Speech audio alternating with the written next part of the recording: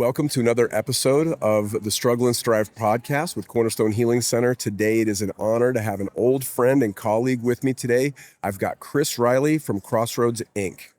How you doing, Estel? I'm great. How are you today, Chris? I'm doing well, man. Thanks for having me out. Yeah, thanks for coming out.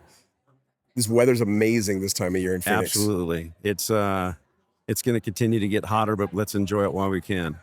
That's right. I feel like the first part of the summer, it's like being a frog in hot water. I feel like early June isn't that bad, even though it does get hot. It starts to get a little warm, but in the 90s, 95s, that's still doable. Yeah, it's like July. It's like August. Yeah. When the heat's just dragging on, you're just done with it. Get me to December. Did you grow up here in Phoenix area? More or less. I moved out here in 1986 from California. I was a Southern California kid. So I was 14 when I moved out here. Oh, okay. And where'd you go to high school? Barry Goldwater. Okay, yeah, absolutely. Up there on 27th Ave. It's funny, when we moved out here, it was the end of 8th grade, and Barry Goldwater was a brand new school, so I was the first freshman class to go through that school and graduate there. It was all 4 years. That's wild. Yeah. I met Barry Jr. For the first time just like a few weeks ago. Wow. Just randomly. Very cool. Yeah. Interesting guy. Yeah, I bet. So you went to high school out here. You're in recovery, so I'd love to talk a little bit about some of that. Okay. So you did spend your adolescence out here. Yeah. What did drugs and alcohol look like for you? How did that start? Yeah, so it really started out here probably about the age of 15.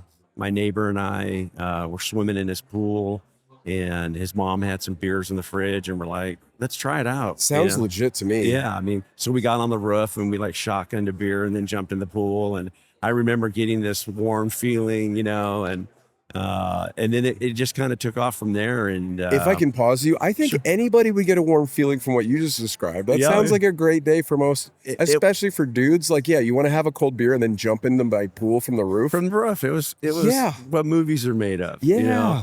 And it was, of course, in the middle of the summertime, so it was hot. And but so I dabbled a little bit with alcohol, but I raced BMX out here, bicycle motocross, and from 1986 to 1990. So I was really involved in that. And so I didn't really get involved too heavy into drugs or alcohol at that point. But when I stopped racing at 18, that's when it just opened up at the floodgates, the marijuana and the cocaine, the methamphetamine. It was speed back then, crank. Yep. And once I hit that, it was just off the ground, off the tracks running. Yeah. Yeah. How old were you when you sobered up then? I was 32. I was about to turn 33, and so I got sober January 22nd, 2005, and I turned 33 in February of 2005. So right at that pivotal point in my life. So first of all, congratulations on your sobriety. Congratulations on your walk with God, on your amazing family, your amazing career. It's been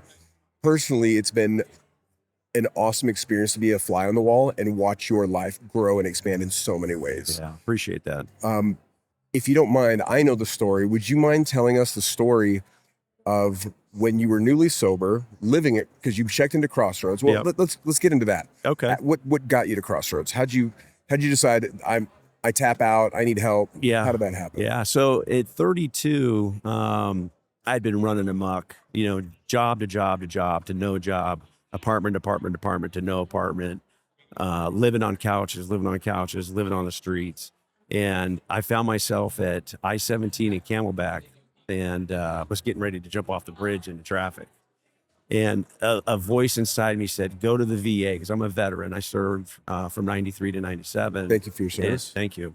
And so I went to the VA, and I sat down with a counselor, and he said, you need residential treatment, or you need a halfway house type deal. And I said, okay. He said, you can go to this place called Cass, or you can go to this place called Crossroads.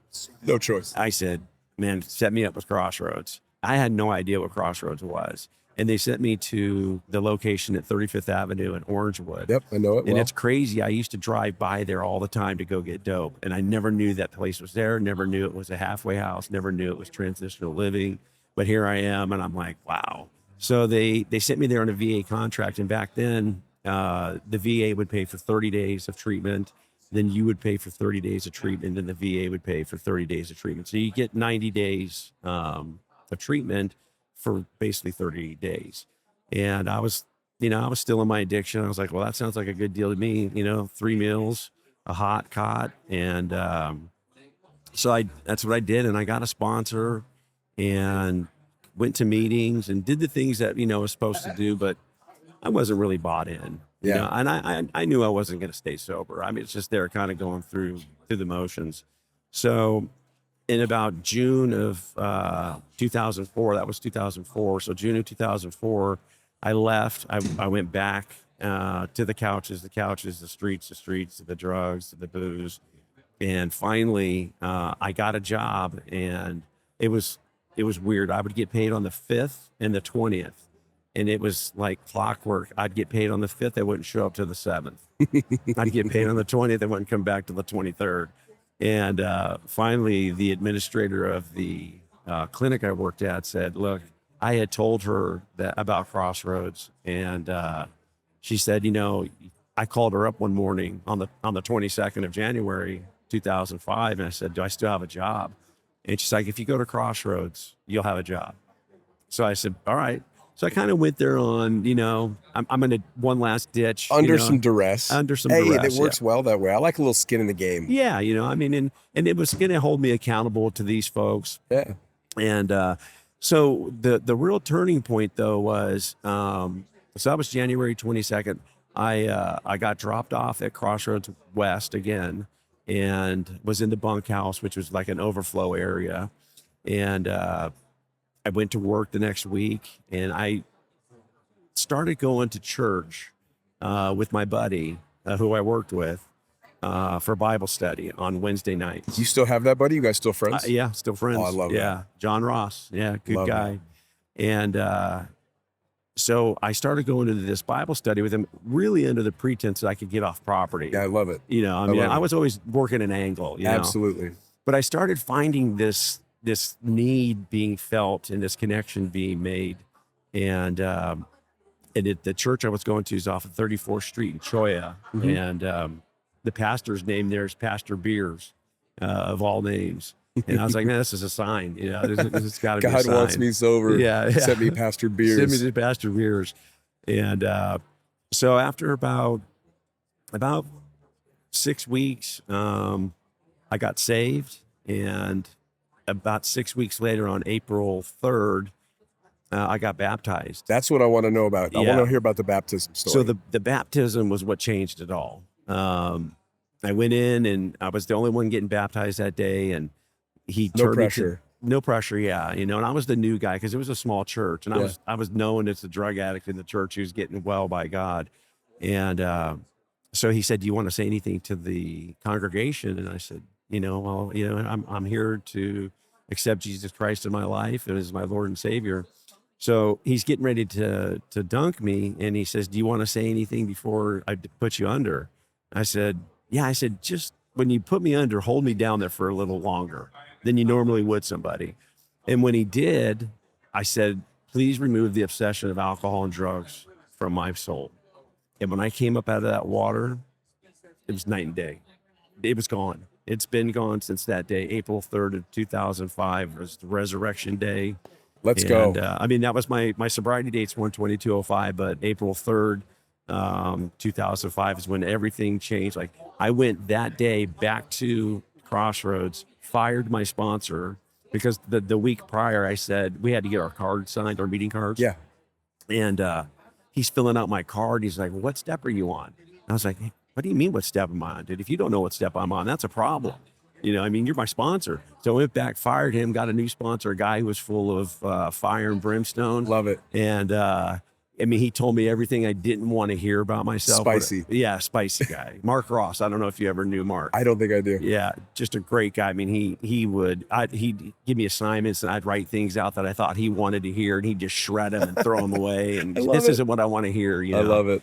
And you've got a reputation for being that way. Yeah, well, I learned it from him. I'll blame him. But it changed, and from that point forward, I've been a member of our church, Cornerstone Christian Center, out in Avondale, Arizona. I stayed at Crossroads for 16 months. Yes. It was a transitional living facility back then, so you could stay a little bit longer. Yeah. We didn't have like traditional treatment there. It was based 12-step based. And I finally, one day, I was teaching relapse prevention and back to basics at the West Campus and doing some volunteer work. I for love that back to Crossroads. basics Yeah. workshop, by the way. It was great. I went through it a couple times over the Yeah, years. it's fantastic. And I went to Lee Piasky, who was the executive director at the time, and I said, "Man, I want a job here." And I didn't know what I was doing. I just wanted to help other addicts and alcoholics. I Sure. wanted to help them get sober. I had no idea what behavioral health was. I had no idea what substance abuse treatment was because I had never been through treatment. I had been through the transitional living facility portion. And he's like, "All right, well, call me every Wednesday and we'll see if we can get you a job." So a year later, after calling every Wednesday, he's like, "Are you ready?" And I said, "Yeah, I'm ready." And what had happened is St. Luke's Health Initiatives had granted Crossroads $150,000 to run a meth pilot program for 5 candidates to go through 21 days of treatment, of actual treatment.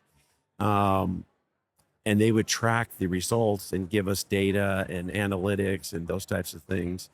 And Was that like the first iteration of Right Track?